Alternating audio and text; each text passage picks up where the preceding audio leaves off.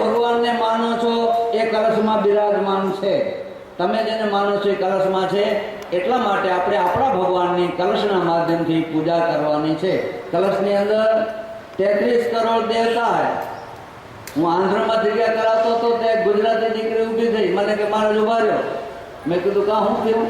એ કે આટલા કલશમાં 33 કરોડ માં. રામ શર્માએ બહુ સરસ જવાબ આપેલો, એમના વાંગમયની અંદર લખેલો છે કે 5 રૂમ રસોડાનું મકાન હોય, 5 રૂમ રસોડાનું મકાન, પતિ પત્ની, 2 બાળકો અને મમ્મી પપ્પા રહેતા હોય, એમાં એક માસ્ટર ડ્રોઈંગ રૂમ પોતાનો, એમાં તેનો 3 ડ્રોઈંગ રૂમ વપરાઈ ગયા.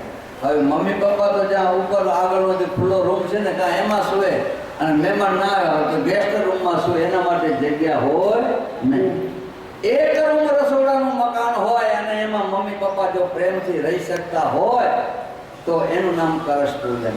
તમારે કલશ પૂજનનો અર્થ એ થાય કે દેવતાઓ એમ કહે છે કે અમે કોઈ ફાયદો થતો નથી. એવા ભાવથી આજે કલશ દેવતાને પ્રાર્થના કરો કે અમને કુટુંબમાં એક સંપત્તિ રહીએ, જેથી કોઈ પિતૃ ન બને, એવી ભાવના સાથે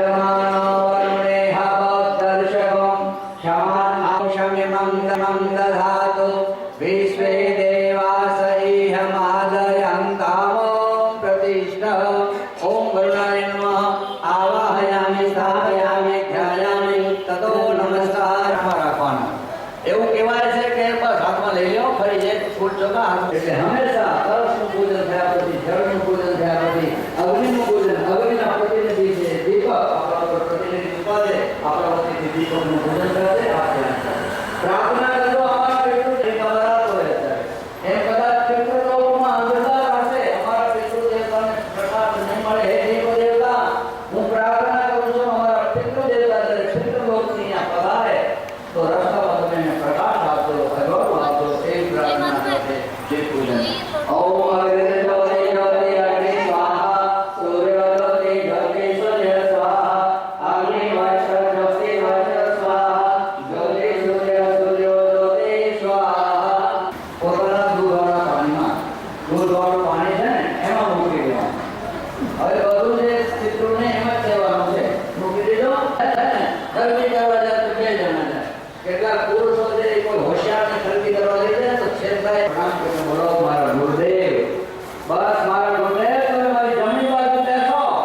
હું તમને 2 હાથ જોડીને વિનંતી કરું છું કે મારા ગુરુ તમારી જમણી બાજુ બેસે તો હું હવે ભૂલ નહીં કરું, કારણ કે મારા બાજુમાં ગુરુ બેઠા છે. તમે જેને ગુરુ માનતા હો બસ પ્રાર્થના કરો.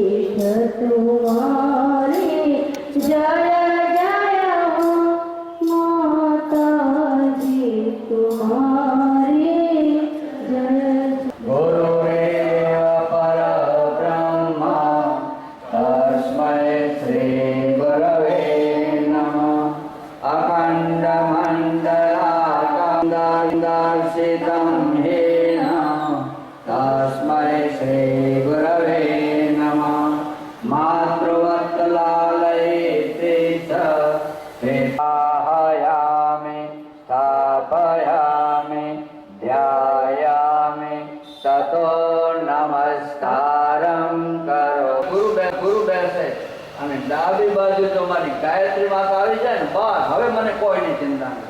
સંપુટ કહેવાય. બે બાજુનો ટેકો મળી જાય તો બહુ સારું. હવે આવો બે હાથ જોડીને ગાયત્રી માતાને પ્રાર્થના કરો કે માં આવી જાય.